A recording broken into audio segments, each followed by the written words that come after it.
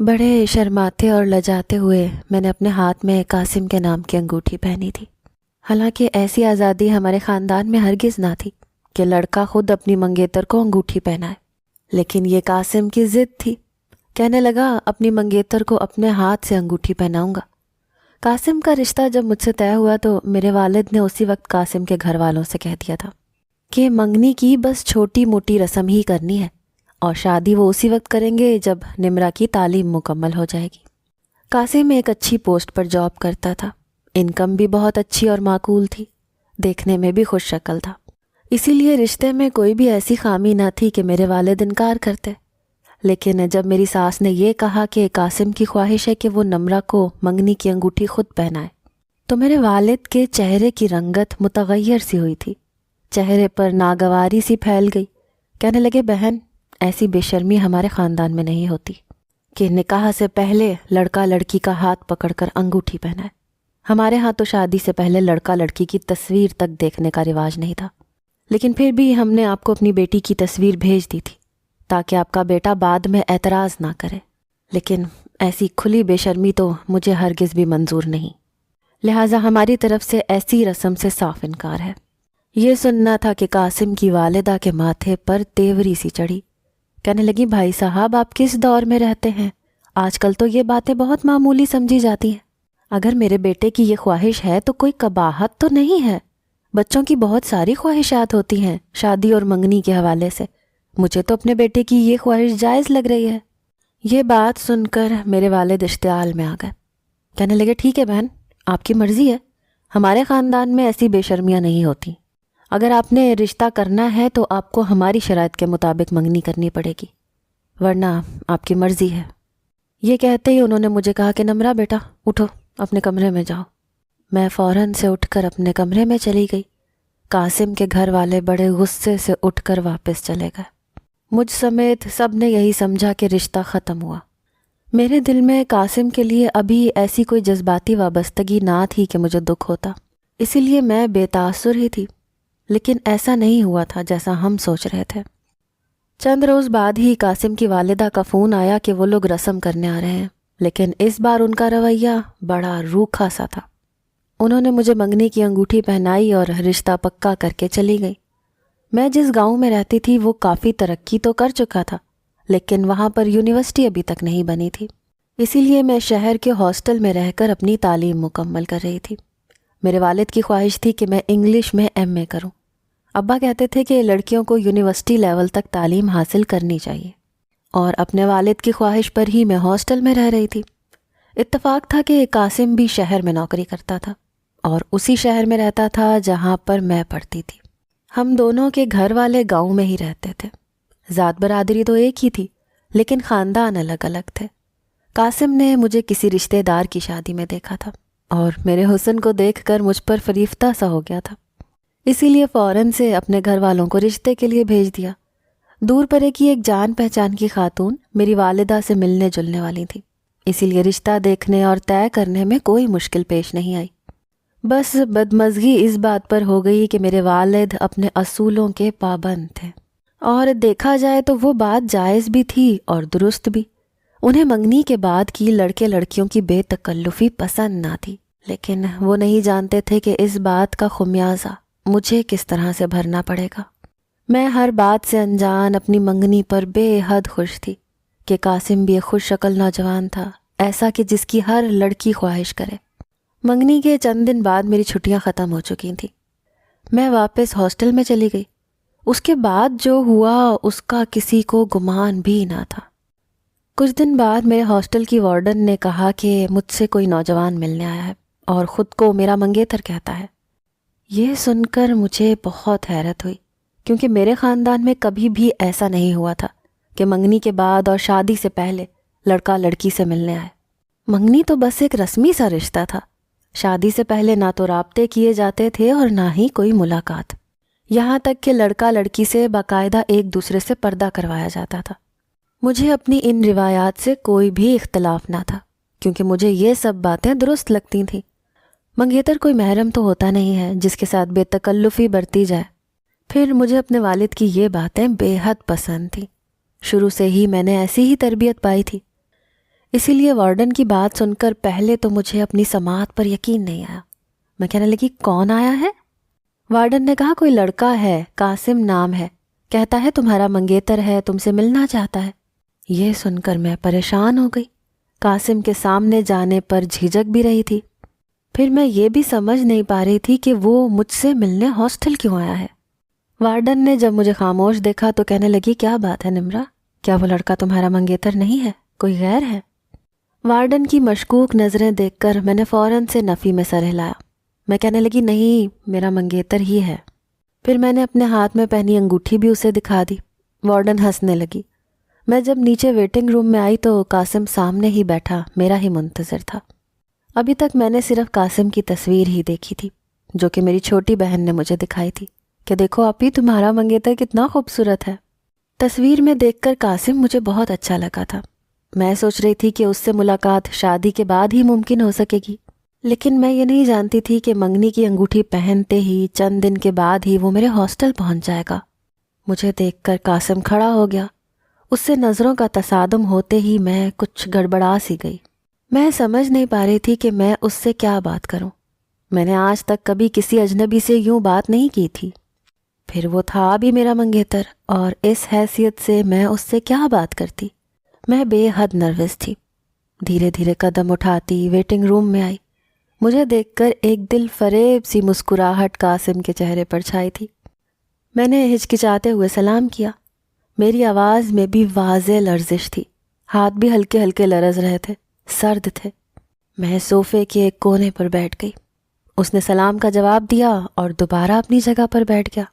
کہنے لگا تمہارے اس ہاسٹل کا انچارج میرے باس کا جاننے والا ہے، میں تمہیں یہاں سے لے جانے کی اجازت اس سے لے چکا ہوں، تو پھر چلتے ہیں، باقی کی باتیں ریسٹورنٹ میں کریں گے۔ یہ سن کر تو میرے ہوش اڑ گئے۔ میں نے حیرت سے اس کی جانب دیکھا۔ میں تو ابھی یہی سوچ رہی تھی کہ اس سے یہ کیسے پوچھوں کہ وہ یہاں کیوں آیا ہے۔ اس کا یوں آنا ایک غیر مناسب سی بات ہے، لیکن جو بات اس نے مجھ سے کہی میں تو حیران سی رہ گئی۔ میں نے کہا قاسم یہ آپ کیا کہہ رہے ہیں، میں ہاسٹل سے باہر نہیں جا سکتی۔ کہنے لگا کیوں نہیں جا سکتی؟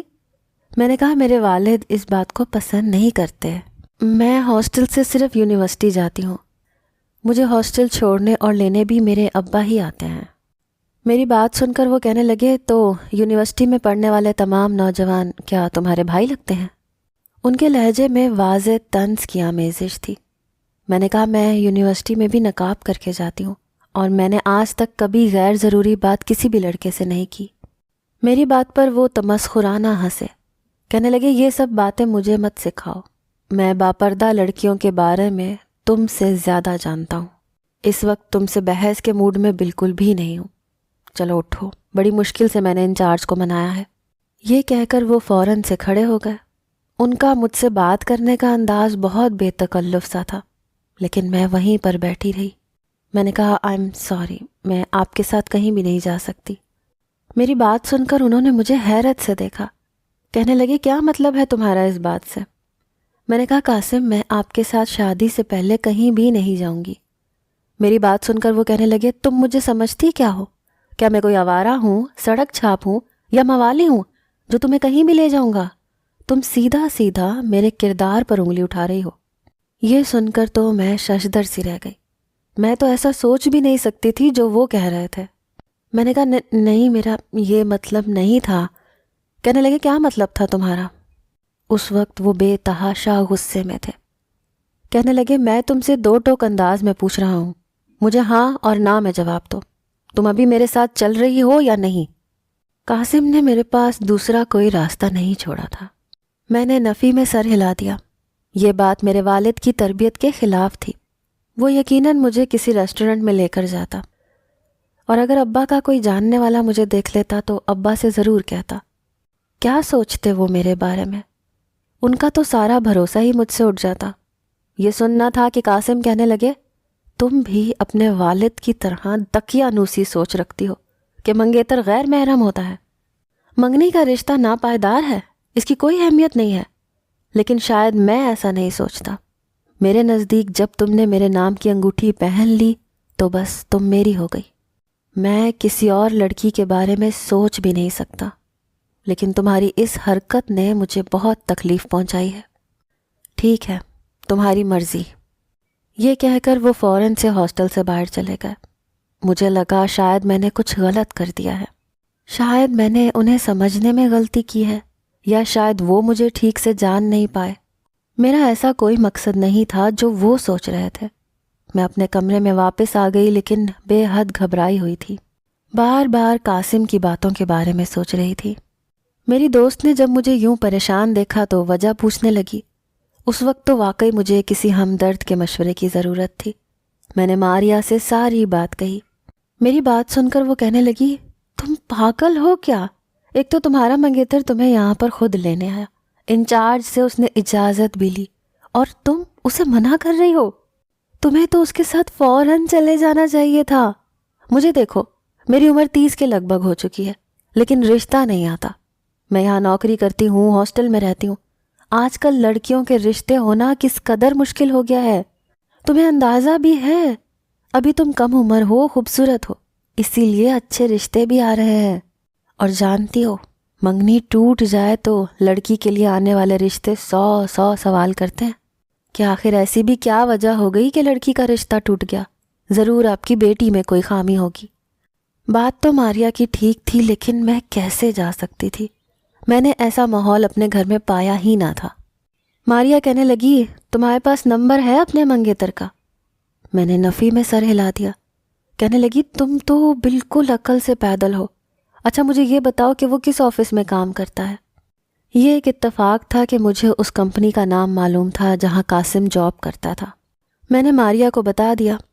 کہنے لگی، ٹھیک ہے، میں کل ہی تمہارے منگیتر کی کمپنی میں جاؤں گی اور اس سے نمبر لے کر آؤں گی۔ تم مجھ سے میرے موبائل سے بات کرنا اور معذرت کر لینا۔ دیکھو، اگر اس نے رشتے سے انکار کر دیا تو تمہارے والد بھی تو پوچھیں گے کہ وجہ کیا ہوئی، تم کیا بتاؤ گی؟ اور ویسے بھی تم یہاں کی رہائشی تھوڑی ہو، کوئی نہیں دیکھتا تمہیں، کسی کو پتہ بھی نہیں ہوتا کہ کیا ہو رہا ہے۔ ایک ملاقات ہی تو ہے، کر لینے میں کوئی حرج نہیں ہے۔ ماریا کی باتیں وقتی طور پر مجھے ٹھیک ہی لگ رہی تھیں۔ میں نے سوچا وہ ٹھیک کہہ رہی ہے، ایک ہی ملاقات کی تو بات ہے، مجھے قاسم سے مل لینا چاہیے۔ لیکن میں نہیں جانتی تھی کہ وہ ایک ملاقات مجھے کس دلدل میں دھکیل دے گی۔ بہرحال اگلے پورا دن یونیورسٹی میں غائب دماغ سی لیکچر لیتی رہی۔ واپس ہاسٹل آئی تو ٹھیک سے کھانا بھی نہیں کھایا، بس مجھے ماریا کے واپس آنے کا انتظار تھا۔ وہ شام کے 6 بجے آتی تھی، لیکن 6 بج چکے تھے۔ 7:30 بجے وہ آئی، بے حد خوش تھی۔ کہنے لگی، میں گئی تھی تمہارے منگیتر کی کمپنی میں۔ نمرا، تمہارا منگیتر تو اچھا خاصا ہینڈسم ہے، تم تو بڑی بیوقوف ہو جو تم اسے انکار کر دیا۔ تمہاری جگہ میں ہوتی تو باہوں میں باہیں ڈال کر جاتی اس کے ساتھ ریسٹورنٹ میں۔ بڑی اچھی قسمت پائی ہے تم نے۔ پھر اس نے اپنا موبائل دیا۔ کہنے لگی، اس میں اس کا نمبر سیو ہے، چلو بات کرو اس سے۔ میرا دل تو یہ سن کر ہی زوروں سے دھڑکنے لگا۔ میں نے آج تک کبھی ٹیلی فونک رابطے نہیں کیے تھے۔ پھر وہی جھجک آڑے آنے لگی جو میرے مزاج کا حصہ تھی۔ ماریا نے جب مجھے یوں بیٹھے دیکھا تو کہنے لگی، کیا ہوا؟ پکڑو فون، وہ تمہاری ہی کال کا منتظر ہے۔ مجھ سے کہہ رہا تھا، اپنی بیوقوف دوست کو سمجھاؤ، منگنی کا عرصہ تو بہت سی خوشگوار یادوں کو سمیٹنے کا ہوتا ہے، لیکن یہ نہ جانے کیسی لڑکی ہے جو ان خوبصورت لمحوں کو سمیٹنے کے بجائے برباد کرنے پر تلی ہوئی ہے۔ میں نے دھڑکتے دل کے ساتھ موبائل پکڑا تھا۔ قاسم کا نمبر مجھے ماریا نے ملا کر دیا تھا۔ پھر کہنے لگی، چلو تم بات کرو، میں ذرا اپنے لیے کچھ پکا کر لاتی ہوں۔ وہ کمرے سے باہر چلی گئی۔ میرے ہاتھوں میں تری اترنے لگی۔ نہ چاہتے ہوئے بھی میں بے حد نروس ہو رہی تھی۔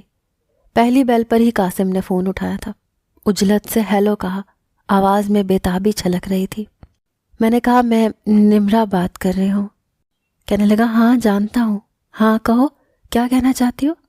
اب میں سوچ رہی تھی کہ کیا بات کروں، حالانکہ پورا دن میں اپنے ذہن کو اسی بات کے لیے آمادہ کرتی رہی کہ قاسم سے یہ کہوں گی، وہ کہوں گی، لیکن اب لگ رہا تھا کہ دماغ کا صفحہ بالکل خالی ہو چکا ہے۔ مجھے سمجھ نہیں آ رہی تھی کہ بات شروع کہاں سے کروں۔ کچھ دیر تو میں اپنے دماغ میں لفظوں کو ہی ترتیب دیتی رہی۔ قاسم کہنے لگے، کم آن یار، کیا سوچ رہی ہو؟ تمہاری باتوں کو سننے کے لیے تو میں بےتاب ہوں۔ اور پلیز مجھ سے وہ باتیں کرنا جو میں سننا چاہتا ہوں۔ میں نے بس رسمی سے چند جملے بولے تھے، خیر خیریت کی تھی۔ میں نے کہا آئی ایم سوری، میری باتوں کی وجہ سے شاید آپ کو دکھ پہنچا ہے، لیکن میرا وہ مطلب ہرگز نہیں تھا جو آپ سمجھ رہے تھے۔ وہ کہنے لگے چھوڑو ان باتوں کو، مجھے بتاؤ کل کس وقت تمہیں لینے آؤں۔ اس بات نے میرے دل کی دھڑکن میں مزید اضافہ کیا تھا۔ میں نے کہا شام 6 بجے، لیکن میں بس 1 گھنٹے کے لیے آپ کے ساتھ جاؤں گی۔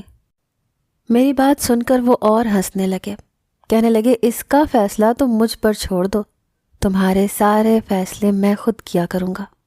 اگلے روز ماریا نے ہی مجھے تیار کیا تھا، میں تو بس ایک سادہ سا کاٹن کا سوٹ پہن کر تیار ہو گئی تھی۔ وہ کہنے لگی یوں جاؤ گی؟ ٹھیک ہے، تم خوبصورت ہو لیکن اتنی بھی حسین نہیں ہو، میں تمہیں تیار کر دیتی ہوں۔ میں اسے منع کرتی رہ گئی، لیکن اس نے ہلکا پھلکا میک اپ میرے چہرے پر کر دیا، پھر میرے بال بھی کھلے چھوڑ دیے، لیکن میں نے فوراً سے بالوں کا جوڑا بنا لیا۔ میں نے کہا مجھے یہ سب پسند نہیں ہے۔ کہنے لگی تم اپنی حرکتوں سے ضرور خود کو کسی مشکل میں ڈال لو گی۔ جس قسم کی تمہاری سوچ ہے، آج کل کے لڑکے ان باتوں کو پسند نہیں کرتے۔ ارے انہیں بااعتماد اور بولڈ لڑکیاں پسند ہیں۔ اور خبردار جو تم نے ریسٹورنٹ میں جا کر کوئی الٹی سیدھی حرکت کی تو۔ ماریا مجھے سمجھانے لگی۔ میں نے کہا ٹھیک ہے، کچھ نہیں کہوں گی۔ مجھے لگا ریسٹورنٹ میں جا کر کھانا ہی تو کھانا ہے، کھا کر واپس آ جاؤں گی اور جو باتیں وہ کہے گا ان باتوں پر سر ہلا دوں گی۔ لیکن مجھے ایسی جگہوں پر جانے کا کوئی خاص تجربہ نہ تھا، نہ ہی یہ معلوم تھا کہ منگیتر آپس میں باتیں کیا کرتے ہیں۔ 6 بجے ہی مجھے وارڈن نے آ کر کہا کہ تمہارا منگیتر تمہیں لینے آیا ہے اور انچارج سے اجازت بھی لے چکا ہے۔ میں نے اپنی ایک بڑی سی چادر نکالی، اپنے اوپر لپیٹ لی۔ ماریا کہنے لگی یہ تم کیا نیک بی بی بن گئی ہو، ہٹاؤ اس چادر کو۔ میں نے کہا نہیں، یہ چادر مجھے تحفظ کا احساس دلاتی ہے، میں اسے نہیں اتار سکتی ماریا۔ ماریا مجھے تعصب سے دیکھنے لگی۔ میرا دل پہلے ہی بے حد خوفزدہ تھا، پہلی بار میں ایسا کوئی قدم اٹھا رہی تھی جس سے میرے گھر والے واقف نہ تھے۔ قاسم آج بہت خوش تھا۔ گاڑی کی فرنٹ سیٹ پر میں اس کے ساتھ بیٹھی بے حد نروس تھی۔ وہ مجھے لاہور کے ایک ہوٹل کے ریسٹورنٹ میں لے گیا جہاں پر کینڈل لائٹ ڈنر کا انتظام تھا۔ پورے ریسٹورنٹ میں مدھم سی روشنی تھی اور ہر ٹیبل پر کینڈل لگی ہوئی تھی۔ ایک ٹیبل کے پاس مجھے لے گیا، میں بے حد گھبرائی۔ کینڈل کی روشنی میں قاسم کے بالکل مقابل بیٹھی تھی۔ مجھے اس کی نظروں سے ایسی تیزی سی محسوس ہونے لگی کہ مجھے اپنے وجود میں چونٹیاں سی رینگتی ہوئی محسوس ہوئیں۔ قاسم کہنے لگا نمرا تم بے حد خوبصورت ہو، پہلی بار جب میں نے تمہیں دیکھا تھا تو میں اپنے ہوش ہی گم کر بیٹھا تھا، تبھی فیصلہ کر لیا تھا کہ شادی صرف تم سے کروں گا، لیکن مجھے تمہارے ابا کی عادتیں بہت بری لگیں۔ کتنی خواہش تھی میری کہ میں تمہیں اپنے ہاتھ سے انگوٹھی پہناتا، لیکن انہوں نے… یہ کہہ کر وہ چپ سا ہو گیا۔ مجھے اس کے منہ سے اپنے والد کے بارے میں اس قسم کی باتیں بری لگیں۔ میں نے کہا ہمارے ہاں یہ نہیں ہوتا۔ وہ کہنے لگا بس کرو، یہ سب دکھاوے کے چونچلے ہیں، ویسے تو تمہارے خاندان میں لڑکیوں کو یونیورسٹی میں پڑھاتے ہیں، کیا میں نہیں جانتا یونیورسٹیوں میں کیا کچھ ہوتا ہے؟ یہ سن کر میں نے حیرت سے قاسم کی جانب دیکھا تھا۔ میں نے کہا ایسا کچھ نہیں ہوتا جیسا آپ سوچ رہے ہیں، اگر چند لڑکیاں کچھ غلط کرتی ہیں تو وہ ان کا ذاتی مسئلہ ہے، آپ ہر لڑکی کو ان کے ساتھ شامل نہیں کر سکتے۔ میری بات سن کر وہ کہنے لگا میں یہ بحث کرنے کے لیے تمہیں یہاں نہیں لایا۔ انہوں نے چند چیزیں آرڈر کی، کھانا ہلکی پھلکی گفتگو کے دوران کھایا گیا۔ اس کے بعد انہوں نے بے تکلفی سے میرا ہاتھ پکڑ لیا، میری تو جیسے جان لبوں پر آئی تھی۔ پھر اپنی جیب سے ایک مخملی ڈبیا نکالی اور ایک انگوٹھی میرے ہاتھ میں پہنا دی، جو ان کی والدہ نے پہنائی تھی وہ اتار کر انہوں نے میری دوسری انگلی میں پہنائی۔ کہنے لگے بس یہ چاہتا تھا میں، کیا اس میں کوئی برائی تھی؟ قاسم کی بات پر میں چپ تھی، شاید یہ اس کی چھوٹی سی خواہش تھی جو وہ پوری کر چکا تھا۔ مجھے لگا اب وہ مجھے واپس ہاسٹل چھوڑ دے گا، مگر وہ کہنے لگا اسی ہوٹل کے کمرے میں اس کا ایک دوست ٹھہرا ہوا ہے، قاسم کو اس سے کچھ کام ہے، اسی لیے میں اس کے ساتھ کچھ دیر کے لیے ہوٹل کے کمرے میں چلوں۔ میں اٹھ کر کھڑی ہو گئی۔ قاسم کے ساتھ میں لفٹ میں تیسری منزل پر گئی۔ لیکن جیسے جیسے میں کمرے کی جانب بڑھ رہی تھی مجھے غنودگی سی ہونے لگی. مجھے لگا جیسے میرا سر چکرا رہا ہے. میں نے اپنے ہاتھ سے اپنا سر پکڑ رکھا تھا. میں نے کہا قاسم مجھے چکر آ رہے ہیں. یہ سن کر بجائے قاسم پریشان ہونے کے مسکرانے لگا. قاسم نے مجھے بازو سے پکڑا تو میں نے اپنا بازو چھڑوانے کی کوشش کی، لیکن بنا اس کے سہارے کے میں چل نہیں پا رہی تھی. مجھے سب کچھ گھومتا ہوا دکھائی دے رہا تھا. ایک کمرے کے باہر جا کر قاسم کھڑا ہوا، چابی سے دروازہ کھولا اور مجھے اندر لے گیا. اندر کا ماحول کافی خوابناک سا تھا. لائٹ بلب کی روشنی جل رہی تھی. کمرے میں اچانک کسی چیز کی بھینی بھینی سی خوشبو آ رہی تھی. میرے اور قاسم کے علاوہ کوئی اور نہ تھا.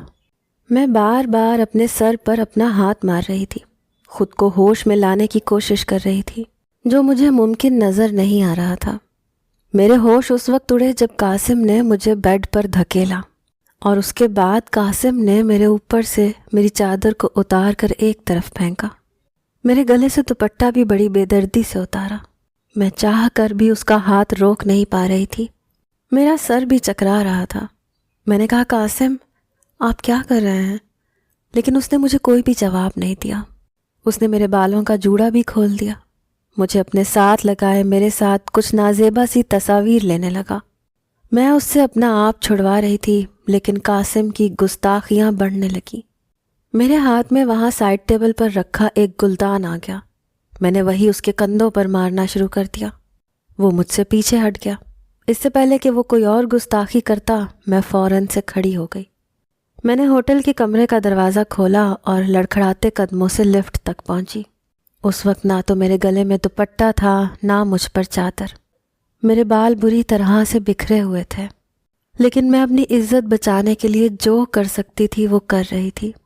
میں جیسے ہی لفٹ کے اندر گئی سامنے سے قاسم آتا ہوا نظر آیا. وہ میری جانب تیزی سے بڑھ رہا تھا. میں فوراً سے لفٹ کا دروازہ بند کرنے کی کوشش کرنے لگی. اس سے پہلے کہ وہ مجھ تک پہنچتا لفٹ بند ہو چکی تھی. جیسے ہی میں گراؤنڈ فلور پر پہنچی تیز قدموں سے میں ہوٹل سے باہر نکلی، لیکن مجھ پر غنودگی چھانے لگی.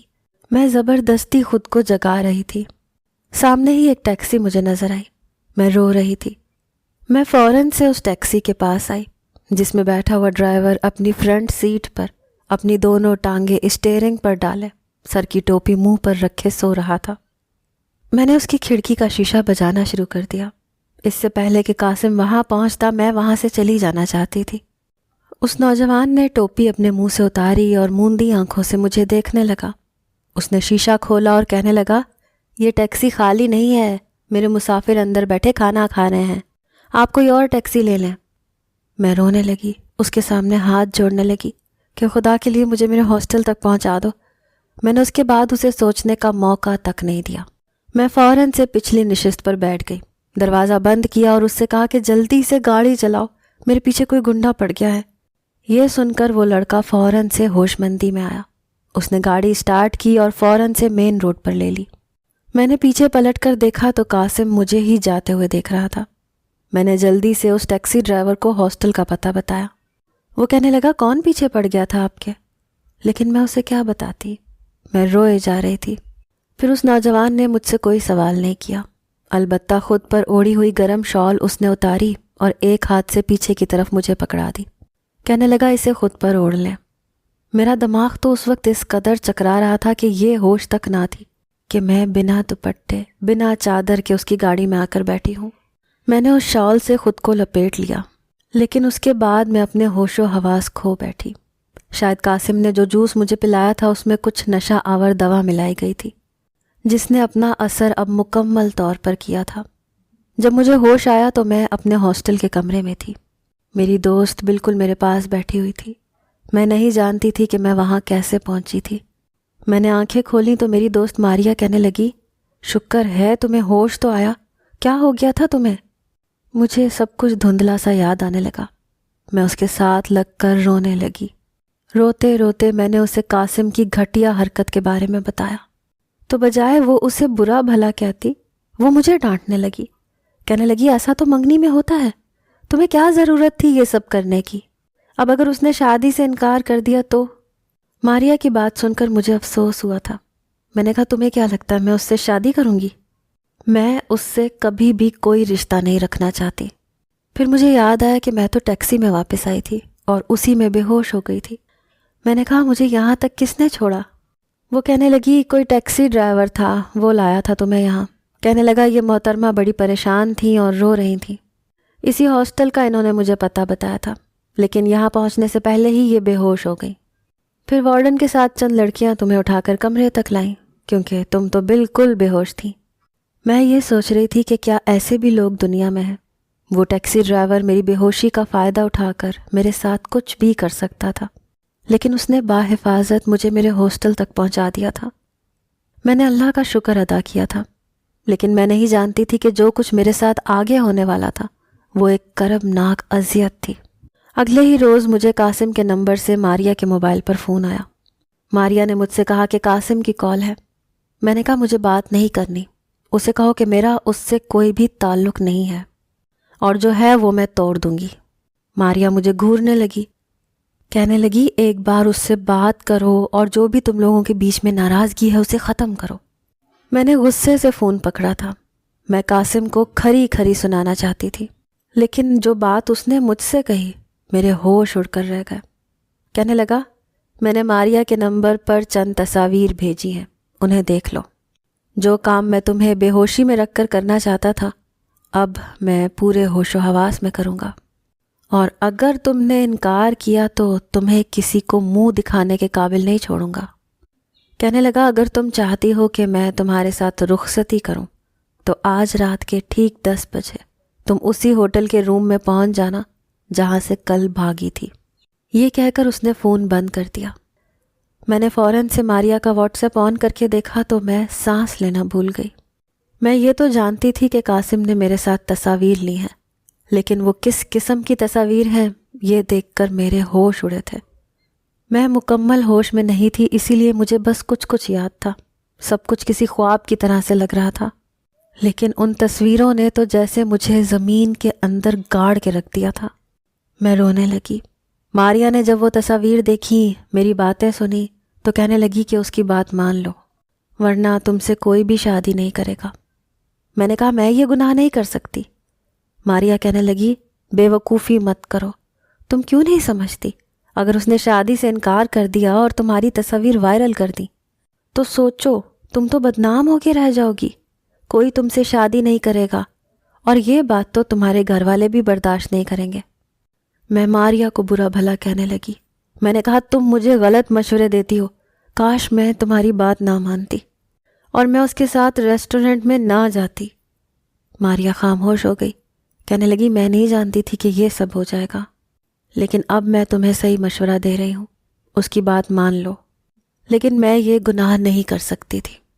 لیکن اگلے ہی روز جو خبر مجھے سننے کو ملی میں سوچ بھی نہیں سکتی تھی۔ وارڈن نے بتایا کہ تمہارے گھر سے فون آیا ہے۔ میرا دل تو دھک سے رہ گیا تھا۔ میں سمجھی شاید قاسم نے میری تصاویر وائرل کر دی ہے۔ میں نے جب فون اٹھایا تو امی رو رہی تھیں۔ میں نے کہا کیا ہوا امی؟ وہ کہنے لگی تمہارے والد کو ہارٹ اٹیک ہوا ہے اور ہم سب لاہور کے ہاسپٹل میں ہیں۔ یہ سن کر تو میرے پیروں تلے سے زمین نکل گئی۔ میں فوراً سے ہاسپٹل پہنچی۔ ابا کو انجائنا کا اٹیک ہوا تھا۔ ڈاکٹرز نے کہا تھا کہ اگر انہیں کوئی بھی صدمہ یا تکلیف کی خبر پہنچائی گئی تو ہارٹ اٹیک بھی ہو سکتا ہے۔ یہ سن کر تو میں بے حد پریشان ہو گئی۔ اگر قاسم نے رشتے سے انکار کر دیا تو میں کیا کروں گی؟ لیکن دوسرا راستہ جو میرے سامنے تھا وہ گناہ تھا جو میں نہیں کرنا چاہتی تھی۔ میں بے حد پریشان تھی۔ میں اپنے والدین کے ساتھ ہی واپس گھر چلی گئی۔ میرے والد نے میرے سسر کو فون کیا، کہنے لگے میری طبیعت ٹھیک نہیں ہے، اسی لیے میں چاہتا ہوں کہ آپ میری بیٹی کی شادی جلد از جلد لے لیں۔ یہ سن کر میں پریشان ہو گئی کہ کہیں قاسم انکار ہی نہ کرتے۔ حالانکہ میں نے یہ سوچ رکھا تھا کہ میں گھر جا کر اپنے ماں باپ کو اعتماد میں لوں گی اور قاسم کی ساری باتیں انہیں بتا دوں گی، اس رشتے سے انکار کر دوں گی۔ لیکن جو حالت میرے والد کی تھی، میں اپنے والد کی زندگی کا رسک نہیں لے سکتی تھی۔ اگلے روز میرے ساس اور سسر آئے۔ میرا دل سوکھے پتے کی مانند کانپ رہا تھا کہ کہیں وہ رشتہ ختم نہ کر دیں، لیکن وہ 15 دن بعد کی شادی کی تاریخ دے کر چلے گئے۔ میں سمجھی کہ شاید قاسم میری بات کو سمجھ گیا ہوگا۔ اچھا یہ ہے کہ ابھی تک معاملہ ٹھیک سے چل رہا ہے، لیکن یہ شاید میری ایک خام خیالی تھی۔ میری والدہ کے فون نمبر پر قاسم کی بہن کا فون آیا۔ میری والدہ مجھ سے کہنے لگیں کہ تمہاری نند تم سے بات کرنا چاہتی ہے، لیکن جیسے ہی میں نے فون اٹھایا مجھے قاسم کی آواز سنائی دی۔ وہ کہہ رہا تھا کہ اگر تم یہ سمجھ رہی ہو کہ تمہارے والد کی خراب طبیعت کا سن کر میں اپنی بے عزتی بھول جاؤں گا تو غلط سمجھ رہی ہو۔ میں عین نکاح کے وقت تمہاری وہ تصاویر سب کے سامنے دکھا دوں گا۔ یہ سن کر میں رونے لگی۔ قاسم کی منت کرنے لگی کہ وہ ایسا نہ کرے۔ وہ کہنے لگا اگر تم چاہتی ہو کہ میں ایسا نہ کروں تو تم میری شرط پوری کرو۔ اس نے مجھے میرے ہی محلے کے ایک خالی گھر کا پتہ بتایا۔ کہنے لگا یہ گھر کب سے خالی ہے، یہاں رات کو کوئی نہیں رہتا، رات کے 12 بجے یہاں پہنچ جانا اگر تم یہ چاہتی ہو کہ میں تم سے نکاح کر لوں۔ وہ اب بھی اپنی ضد پر قائم تھا۔ میں نے اس کی بات پر حامی بھر لی۔ جیسے جیسے رات کا اندھیرا چھا رہا تھا میرا دل ڈوب رہا تھا۔ سب سو چکے تھے اور وعدے کے مطابق مجھے گھر سے باہر نکلنا تھا۔ میں نہیں جانتی تھی کہ جب چند دن بعد بارات آنی ہے تو قاسم یہ سب کیوں کرنا چاہتا ہے۔ وہ کیوں عزت سے مجھے اپنانے کے بجائے شادی سے چند دن پہلے مجھ سے بس ایک گناہ کروانا چاہتا ہے۔ میں نے بڑی سی چادر لی اور دبے قدموں سے اپنے کمرے سے باہر نکلی۔ اپنے باپ کی جان اور اپنی عزت بچانے کے لیے اس قدم کو اٹھانے کے علاوہ میرے پاس اور کوئی راستہ نہ تھا۔ لیکن جیسے ہی میں قدم اپنی دہلیز سے باہر نکالنے لگی مجھے ابا کے کھانسنے کی آواز آئی۔ میں نے فوراً سے اپنا باہر نکلتا ہوا پاؤں اندر لے لیا۔ میں یہ نہیں کر سکتی تھی، میں اپنے باپ کے بھروسے کو نہیں توڑ سکتی تھی۔ میں پھر واپس اپنے کمرے میں آ گئی اور خود کو حالات کے حوالے کر دیا۔ اس کے بعد میں نے کسی کا بھی فون نہیں اٹھایا۔ میری نند کے بہت فون آئے، وہ مجھ سے بات کرنا چاہتی ہے اور میں جانتی تھی کہ وہ قاسم ہے، اور میں یہ بھی جانتی تھی کہ شادی کے بعد وہ میرے ساتھ کیا سلوک کرے گا۔ اس وقت مجھے صرف اپنے باپ کی پرواہ تھی۔ میری شادی کا دن بھی آن پہنچا۔ میں دلہن بنی بہت نروس تھی کیونکہ میں نہیں جانتی تھی کہ میرے ساتھ کیا ہونے والا ہے۔ قاسم اب میرے ساتھ کون سا نیا کھیل کھیلنے والا ہے۔ بس یہ تھا کہ میرا دل مطمئن تھا کہ میں نے ابھی تک کوئی گناہ نہیں کیا، اسی لیے میرا رب ضرور میری مدد کرے گا۔ میرے والد بہت خوش تھے، حالانکہ ان کی طبیعت ٹھیک نہیں تھی۔ بھائی نے ان سے کہا بھی کہ آپ آرام کریں، ہم سارے انتظامات سنبھال لیں گے، لیکن نہیں، وہ کہنے لگے میری بیٹی کی شادی ہے، جب تک میں کام نہیں کروں گا کچھ بھی نہیں ہوگا۔ بارات کا سارا انتظام ہو چکا تھا۔ 8 بجے کے وقت بارات آنے کا وقت تھا، لیکن 9 بج گئے، ابھی تک بارات نہیں آئی۔ لیکن ایسی دیر تو ہو ہی جاتی ہے، لیکن میرا انتظار طویل ہونے لگا۔ 9 سے 10 بجے، 10 سے 11 اور 11 سے 12۔ میرے والد کئی فون کر چکے تھے لیکن قاسم کے گھر والے فون نہیں اٹھا رہے تھے۔ پھر میرے والد نے چند نوجوانوں کو بھیجا کہ پتہ کریں کہ بارات کیوں نہیں آئی، لیکن جب وہاں پر جا کر دیکھا تو یہ خبر ملی کہ قاسم گھر سے غائب ہے۔ اس نے کہا ہے کہ آپ کی بیٹی بد کردار ہے، اسی لیے میں یہ شادی نہیں کروں گا۔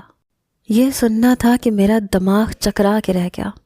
میں تو سمجھی تھی کہ شاید وہ میری عزت رکھ لے گا، لیکن نہیں۔ یہ سن کر میرے والد کا ہاتھ سینے تک گیا تھا۔ کہنے لگے میری بچی پر لگا الزام جھوٹا ہے، لیکن میرے بھائی نے چند تصویریں میری والدہ کے ہاتھ میں پکڑائیں اور مجھے قہر بھری نظروں سے دیکھنے لگا۔ میری والدہ نے جیسے ہی وہ تصویریں دیکھیں تو مجھے کوسنے لگی، یہ کیا کیا تم نے؟ میں رونے لگی۔ اب اگر میں سچائی بتاتی بھی تو میری بات کا کوئی بھی بھروسہ نہیں کرتا۔ میرے والد نے وہ تصاویر پکڑی اور پھاڑ کر پھینک دی۔ کہنے لگے یہ تصویریں جھوٹی ہیں، میں نہیں مانتا کہ میری بچی ایسی ہے۔ لیکن یہ بات وہاں موجود سب مہمانوں کو پتہ چل چکی تھی۔ میرے والد نے سب کے سامنے ہاتھ جوڑے، کہنے لگے میری بچی کی عزت رکھ لو، برادری کا کوئی بھی نوجوان میری بچی سے نکاح کر لے۔ لیکن کوئی بھی نکاح کے لیے تیار نہ تھا۔ میں دلہن بنی کھڑی رو رہی تھی، ہر طرف خاموشی تھی۔ سب لوگ یہ سن کر کہ میرے والد نے نکاح کے لیے کہا ہے مجھے عجیب عجیب نظروں سے دیکھ کر واپس جانے لگے۔ میرے گھر پر اب کوئی بھی نہیں تھا سوائے میرے گھر کے افراد کے۔ میں روئے جا رہی تھی۔ میرے باپ اور بھائی، میری والدہ مجھے برا بھلا کہنے لگے۔ میرے والد تو بت بنے ایک کرسی پر بیٹھ گئے۔ نہ بات کر رہے تھے، نہ بول رہے تھے، یک ٹک مجھے دیکھے جا رہے تھے۔ میں روئے جا رہی تھی کہ جبھی ہمارے گھر کے دروازے پر دستک ہوئی، اسی وقت ایک نوجوان ہمارے گھر میں داخل ہوا۔ وہ وہی تھا، ٹیکسی ڈرائیور۔ اس کے ہاتھ میں وہ انگوٹھی تھی جو مجھے ریسٹورنٹ میں قاسم نے پہنائی تھی، شاید اس کی ٹیکسی میں گر گئی تھی۔ وہ اندر آیا تو سب کو دیکھ کر میرے بھائی سے کہنے لگا کہ یہ انگوٹھی آپ کی بہن کی ہے، میری ٹیکسی میں رہ گئی تھی، بڑی مشکل سے آپ کے گھر کا پتہ ڈھونڈتے ڈھونڈتے یہاں پہنچا ہوں۔ میرے بھائی نے اس کے ہاتھ سے انگوٹھی چھینی، کہنے لگا ٹھیک ہے تم جاؤ یہاں سے، اور مجھ پر بھڑکنے لگا، کہنے لگا تمہیں شرم نہیں آئی ایسی حرکتیں کرتے ہوئے؟ تم لاہور میں یونیورسٹی میں پڑھنے جاتی تھی یا یہ سب کرنے جاتی تھی؟ میں نے کہا بھائی میں نے کچھ نہیں کیا، وہ جھوٹ بول رہا ہے۔ کہنے لگا چلو مان لیا کہ تصاویر جھوٹی ہیں، مگر اب مجھے یہ بتاؤ کہ تمہیں کون بیانے کے لیے آئے گا، کون تمہیں عزت دے گا، کون تمہاری بات کو سچ مانے گا؟ تمہاری وجہ سے ہماری اتنی بدنامی ہو گئی کہ چھوٹی بہن کے لیے بھی رشتے نہیں آئیں گے۔ تم ایسا کرو اس گھر سے نکل جاؤ۔ میری والدہ بھی رونے لگی، کہنے لگی کہ کاش تم مر جاتی، ہمیں یہ بدنامی تو نہ دیکھنی پڑتی۔ قاسم نے مجھے کہیں کا نہیں چھوڑا تھا۔ اسی وقت وہ نوجوان کہنے لگا کہ آپ کی بہن سچ کہہ رہی ہے، میں اس نوجوان کو جانتا ہوں، وہ اچھا لڑکا نہیں ہے۔ میرے بھائی کہنے لگے اچھا، اگر تم جانتے ہو کہ میری بہن ٹھیک ہے تو ٹھیک ہے، تم اس سے نکاح کر لو اور لے جاؤ اس کو یہاں سے۔ یہ سن کر میں حیرت سے اپنے بھائی کو دیکھنے لگی۔ وہ ٹیکسی ڈرائیور کہنے لگا ٹھیک ہے آپ میرا نکاح اس سے کر دیں، مجھے اس لڑکی کی پاک بازی پر ذرا بھی شک نہیں ہے۔ یہ سن کر میرے والد نے برجستہ اس نوجوان کی جانب دیکھا جو کہ کب سے پتھر کی مورت بنے بیٹھے تھے۔ ابا نکاح خوان سے کہنے لگے مولوی صاحب آپ نکاح پڑھوائیں۔ نکاح ہوتے ہی میرے بھائی نے مجھ سے کہا تم دوبارہ اس گھر کا رخ مت کرنا۔ میں صرف اپنے باپ کے گلے لگ کر روئی تھی۔ انہوں نے میرے سر پر ہاتھ رکھا، کہنے لگے مجھے اپنے خون پر پورا بھروسہ ہے، اور جو تمہارے لیے میرے رب نے بہتر سمجھا اسی کو تمہارے پاس بھیجا۔ میں رخصت ہو کر اس ڈرائیور کے ساتھ گاڑی میں بیٹھ گئی۔ اس وقت بھی میں روئے جا رہی تھی۔ وہ کہنے لگا کہ جب میں اس کی ٹیکسی میں اس دن بیٹھی تھی تو قاسم کو میرے پیچھے آتے ہوئے وہ دیکھ چکا تھا۔ وہ قاسم کو اچھی طرح سے جانتا ہے کیونکہ اسی ریسٹورنٹ میں بہت سی لڑکیوں کو ڈیٹ کے لیے بلاتا رہتا ہے، اور چند لڑکیاں اسی کی ٹیکسی میں اس ریسٹورنٹ میں قاسم سے ملنے آئی تھیں، اور ان کی بات چیت سے وہ اندازہ لگا چکا تھا کہ قاسم ایک اچھے کردار کا لڑکا نہیں ہے۔ اس دن نیند کی غنودگی میں ساری بات اسے بتا چکی تھی۔ وہ جان چکا تھا کہ مجھے دھوکے سے بلایا گیا تھا۔ وہ ٹیکسی ڈرائیور مجھے اپنے چھوٹے سے گھر میں لے آیا۔ یہاں پر وہ اکیلا رہتا تھا۔ وہ بہت نیک اتوار کا مالک تھا، ایماندار، شریف تھا۔ ان کی آمدنی کم تھی لیکن حلال کی روزی روٹی کماتا تھا۔ میں اس کے ساتھ ایک خوشگوار زندگی گزار رہی ہوں۔ اس نے کبھی بھی میرے ماضی کے بارے میں نہ تو جاننے کی کوشش کی، نہ مجھ سے سوالات کیے، نہ مجھ پر شک کیا، بلکہ کہتا تھا کہ میں خوش نصیب ہوں نمرہ کہ مجھے تم جیسی نیک بیوی ملی ہے۔ مجھے قرآن پاک کی ایک آیت یاد آنے لگی، پاک دامن عورتوں کے لیے اللہ نے پاک دامن مردوں کو چنا ہے، اور راحیل ایسا ہی تھا۔ میں اللہ کے اس فیصلے پر بے حد مطمئن اور خوش ہوں۔